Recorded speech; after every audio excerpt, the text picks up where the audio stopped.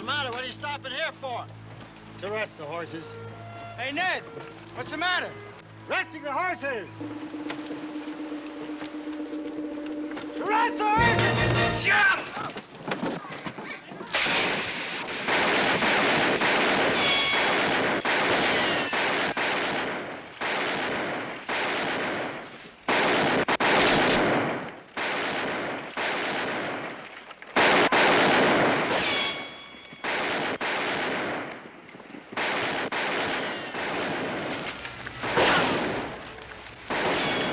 Put your hands up, Ben.